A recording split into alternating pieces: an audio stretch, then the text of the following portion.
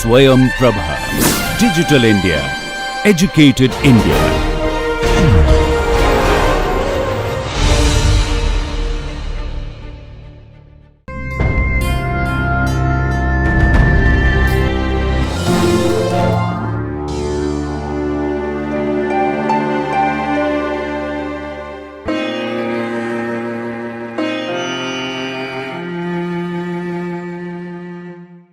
Hello everyone, I am Dr. Vijeta Shanoy.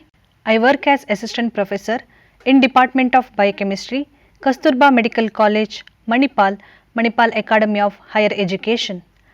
In this, we are going to discuss biochemistry of atherosclerosis. The topic will be discussed under following headings: definition of atherosclerosis, predisposing causes for atherosclerosis, events in atherosclerosis, what are biochemical investigations we can do in atherosclerosis, and the treatment for atherosclerosis. Coming to the definition, sclerosis is a Greek word which means hardening. Atherosclerosis is a complex disease characterized by thickening or hardening of the arteries due to accumulation of lipids. The accumulated lipids in the walls of the blood vessel narrows the lumen of the affected vessels. This in turn impedes the blood flow, decreases the blood supply to the affected organs. Atherosclerosis is one of the main killer in the world. In India, 20% of the mortality is due to coronary artery disease. It is estimated that by the end of 2020, it is going to increase by 33%. The arteries that are involved in atherosclerosis are most commonly coronary arteries. If the coronary arteries are affected, it leads to coronary artery disease or ischemic heart disease.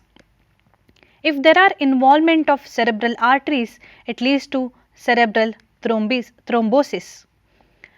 Peripheral vascular disease occurs if there are atherosclerosis affecting the arteries which supply the blood flow to the lower limbs. So, what are the events in atherosclerosis? LDL is the main culprit in atherosclerosis. When the LDL reacts with the free radical, it forms oxidized LDL. These oxidized LDL are taken up by a non-regulated pathway by macrophage. The LDLs gets deposited in the macrophage and forms the foam cell and fatty streak. This in turn damages the endothelial cell.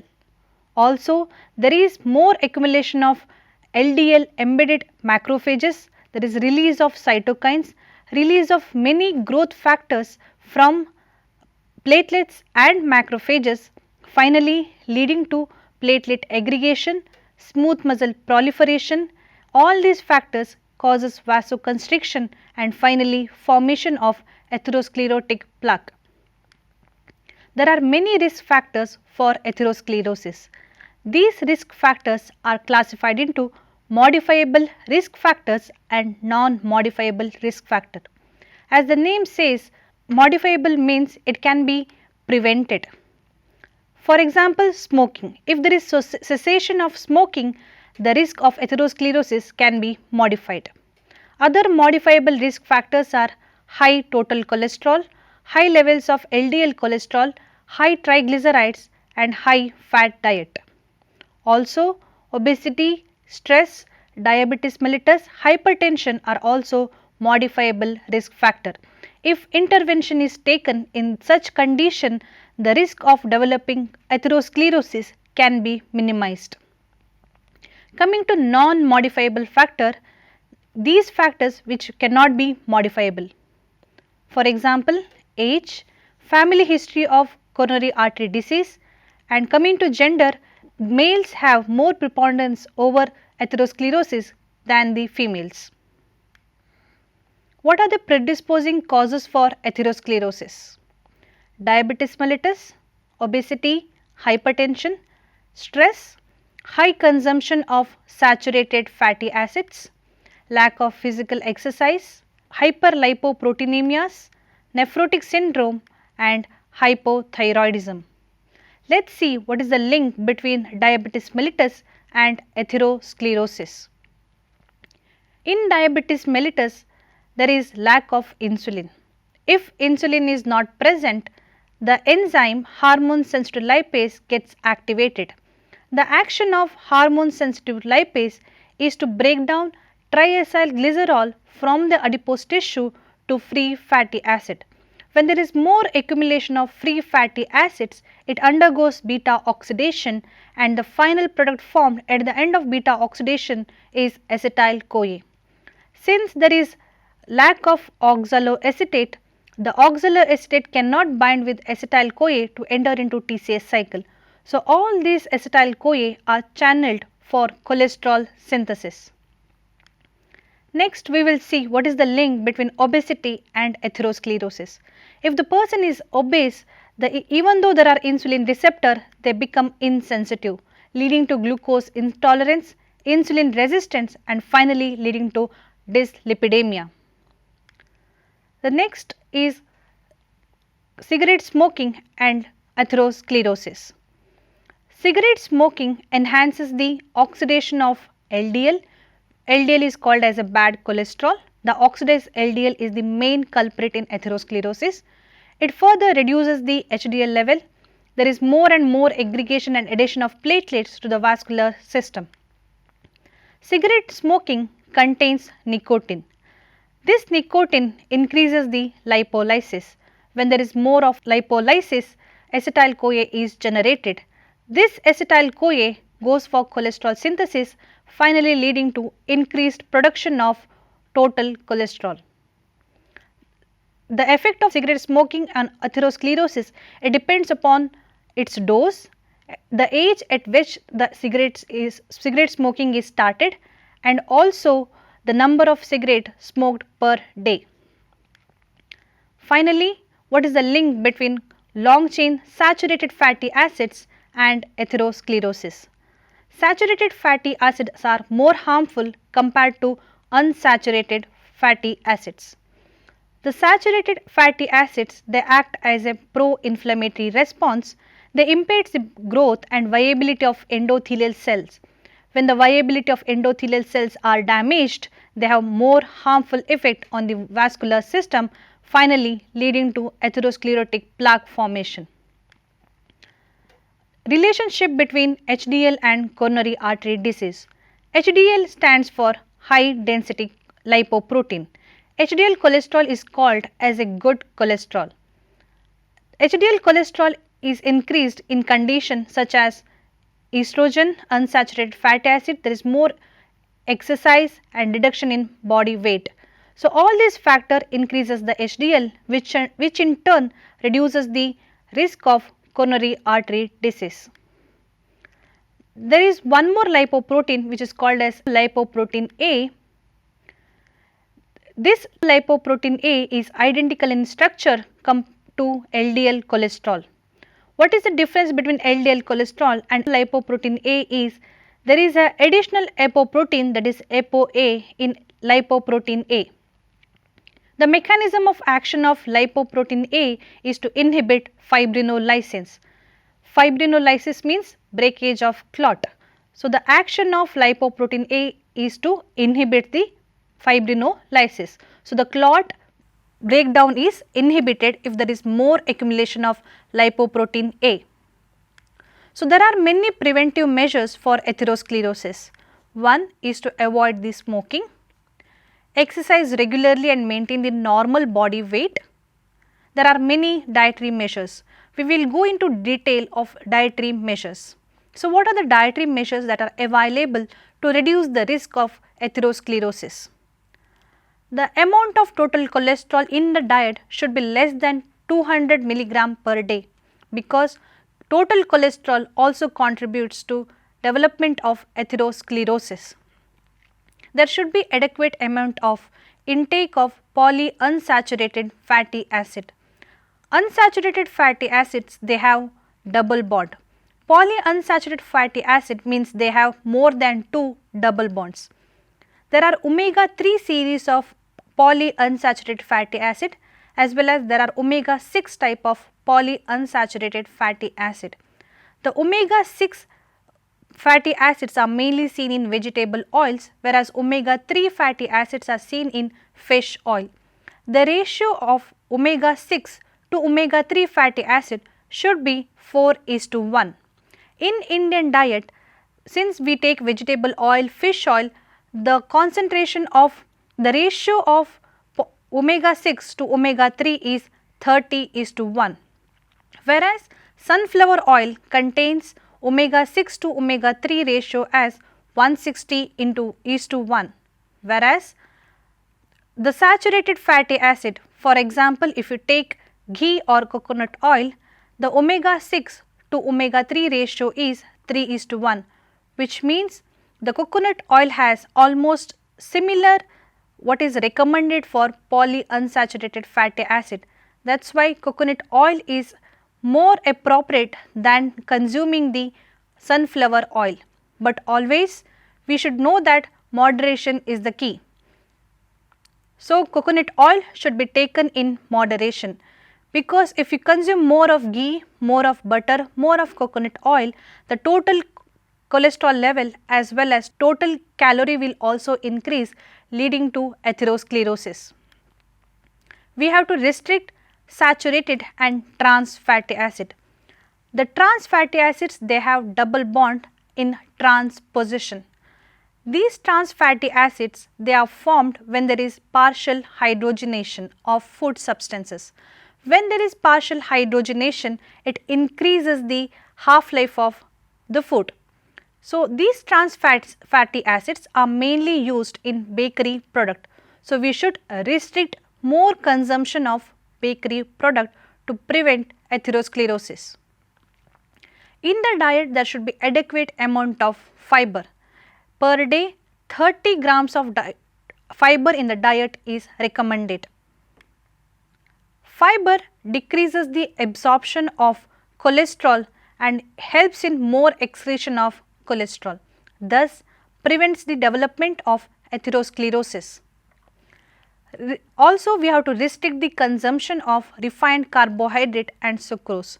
Sucrose, when it undergoes metabolism, more and more amount of triacylglycerol are formed, which also gets accumulated in the adipose tissue, increases the development of atherosclerosis. The diet should contain sufficient amount of vitamin C, vitamin E and vitamin A in the form of beta carotene, because all these act as a antioxidant. We know that oxidized LDL is the main culprit in atherosclerosis. So, taking sufficient amount of antioxidant reduces the oxidation of LDL, thus prevents the atherosclerosis. What are the plant derived products which have cholesterol lowering action? There is a big list, but I have highlighted only the important ones. The plant derived fiber, I have already explained what is the action of fiber. Fiber reduces the absorption of cholesterol, thus lowers the blood cholesterol level. Next is legumes, it also reduces the cholesterol level. Spices, flavonoids and red wine, all these they act as natural antioxidant and prevent LDL oxidation. Finally, onion and garlic, which is most commonly used in the food substance, it also has cholesterol lowering action. So, till now we have discussed the definition, what are the risk factor, how we can prevent atherosclerosis. Next we will discuss what are the biochemical investigations are done in case of atherosclerosis. Commonly done biochemical investigation includes lipid profile. Under lipid profile we can measure total blood cholesterol level, total triglycerides, LDL cholesterol, HDL cholesterol and ratio of total cholesterol to HDL cholesterol. To measure lipid profile, we have to take fasting blood sample. This should be taken after 10 to 12 hours of fasting. Once the blood is collected, serum should be separated and it can be used for the measurement of lipid profile. So, in which all condition lipid profile should be done? We should do lipid profile if we are suspecting a case of cardiovascular disease or coronary artery disease and peripheral vascular disease. In all patients with diabetes mellitus, at least once in 6 months measuring lipid profile is accepted. Patients suffering from thyroid diseases, liver diseases and renal diseases, they should undergo lipid profile because in these conditions lipid metabolism is altered. Finally, all the people above 40 years of age should be checked lipid profile once in a year. Other than lipid profile, you can measure other things, for example, apolipoproteins. Apoprotein A1 is a measure of HDL cholesterol which is called as a good cholesterol, and ApoB is a measure of LDL cholesterol which is a bad cholesterol. The ratio of ApoB to ApoA1 should be 0.4. If the ratio increases to 1.4, the risk of developing cardiovascular disease also increases. Other than lipid and apoproteins, there are other biochemical tests.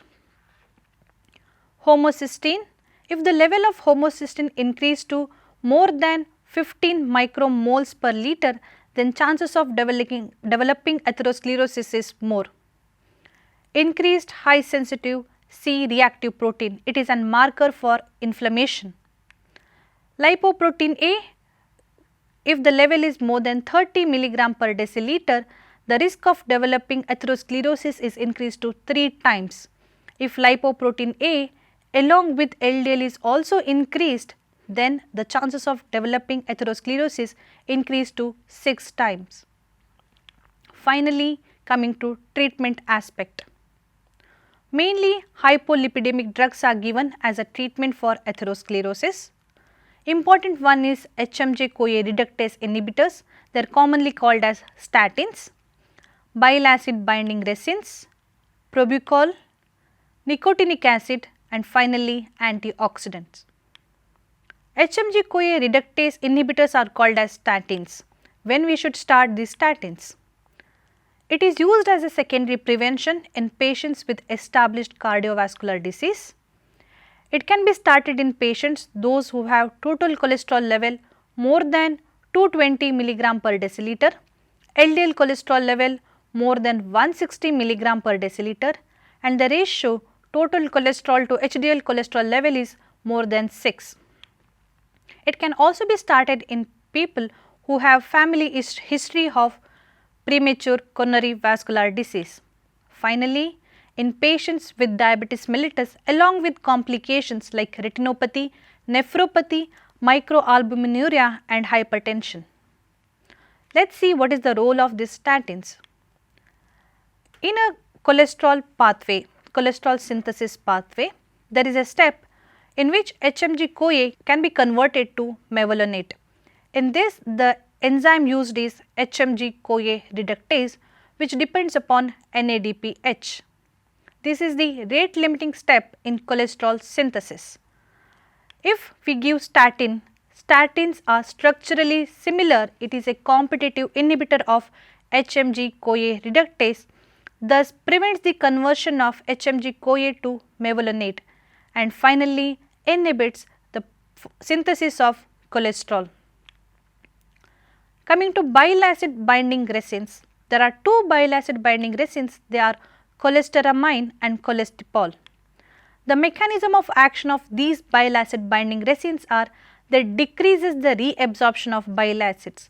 So, when it decreases the reabsorption, the excess of cholesterol goes for formation of bile acid and when the cholesterol gets converted into bile acid, the level of cholesterol decreases.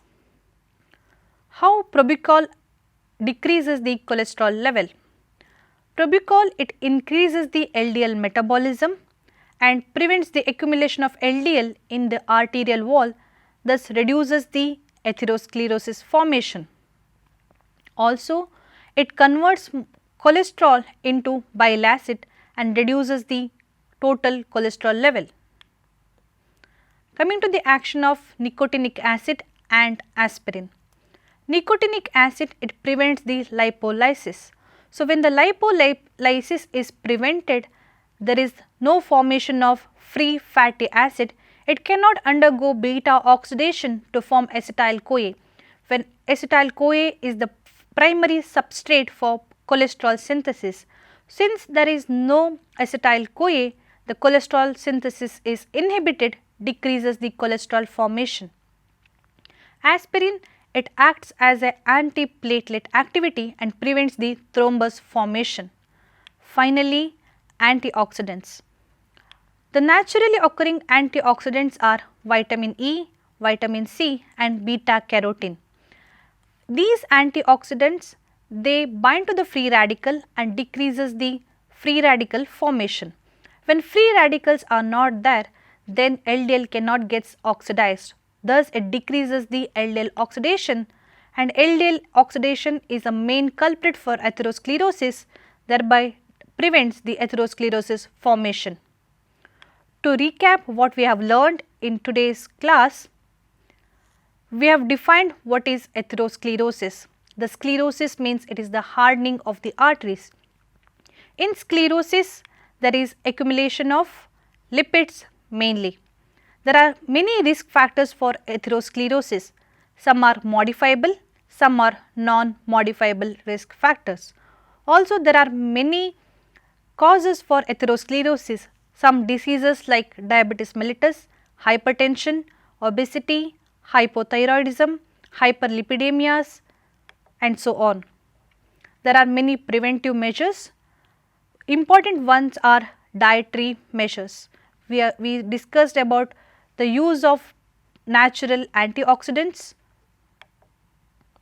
Coming to important biochemical test, one is complete lipid profile as well as extended lipid profile, and there are some other risk factors in which you can measure biochemical tests such as homocysteine, lipoprotein A estimation.